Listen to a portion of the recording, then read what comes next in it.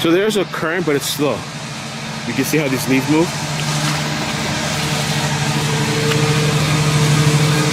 Slow. There's a current. First body found down there. We walked from down there over here. Second body found down there. And you can kind of see the current of the water. I don't know if the current changes or how that works. Maybe somebody can speak on current. But it's coming this way. More caution tape. So this is kind of interesting. It's across the way. But what's going on over here? Does it have anything to do with the related case? Or is it separate? So I'm thinking when I go to check out that creepy house, we can go check out this area too. Maybe something going on here, maybe something, I would think it's related. The other guy said too, supposedly that they found the mother, supposedly, allegedly. I don't know if this is true or not. And that the mother has some sort of mental illness of one of the kids. I don't know if it's both of them or just one. But supposedly the mother was found. And when I spoke to these guys too about this police vehicle across the water, we think it has something to do with this whole situation. Maybe this is where these girls or one of the girls were living. I don't know if the lady lived over there, or one of the kids lived there, or somebody you know lived over there. But so she was dead or she was alive? She was living. She was talking to the lady right there. And she was saying a lot of crazy stuff. And she was in the lake? In the lake, wrapped up in sheets. In the lake, right over there. Wow. So I'm on the other side of this. It's just a cop here though. I have no idea what's going on this side. And the cop don't seem to be in the car. Police spent much of today going in and out the house behind me. You can see the lights still on in there. They were bringing out bags and envelopes. Hey, what's up, iCkEdMeL? Welcome to the channel. Thank you for stopping by. And I have some interesting updates with regards to the two bodies that were found in the canal, Destiny and Daysha, and the mother Tinessa.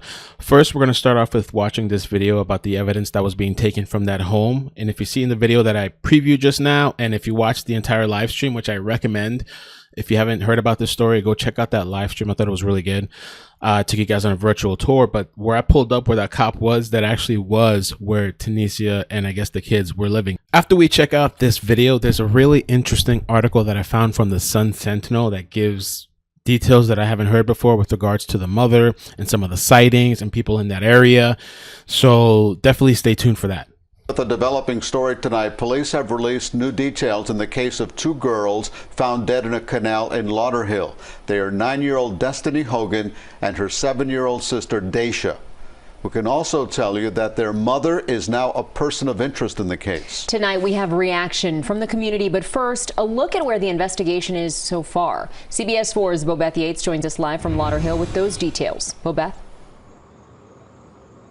Well, Lauren, police spent much of today going in and out the house behind me. You can see the lights still on. That's where the cop was parked in between, and that's where we saw the cop on the other side of the canal.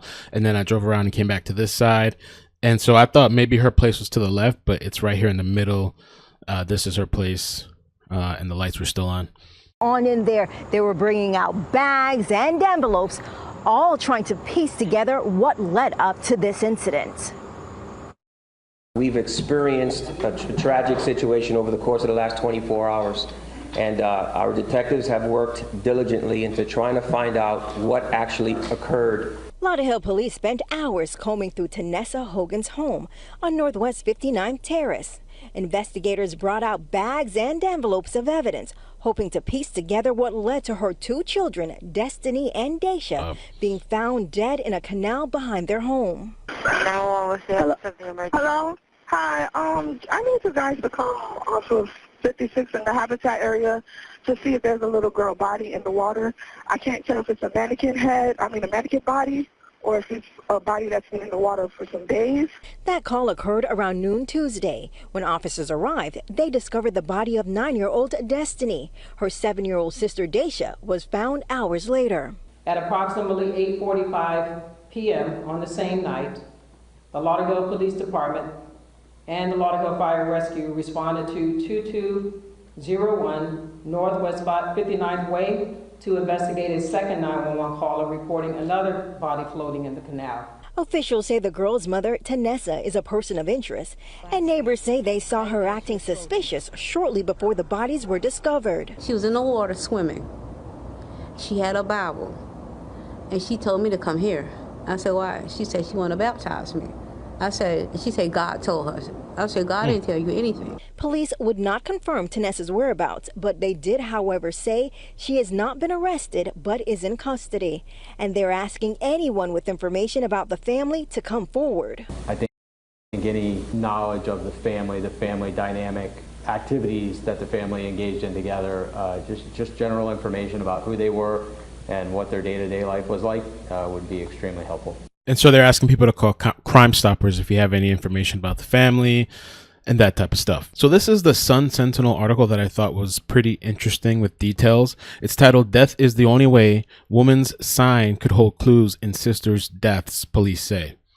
Her skirt was long in the colors of black and white. Her very shiny wig of black curls was pulled back into a ponytail.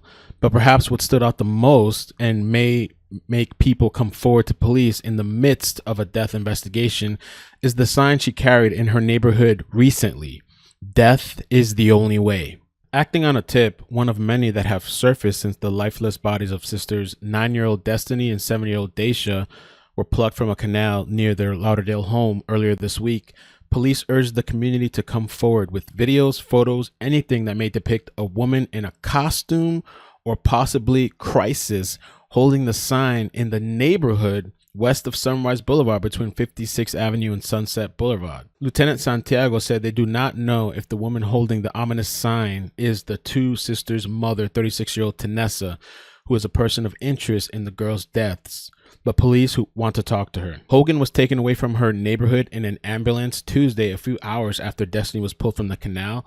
Witnesses told the South Florida Sun Sentinel that Hogan had been citing Bible passages and also shouting that she was God and the devil before the ambulance came. Hogan was being detained, though she has not been arrested, Thursday night.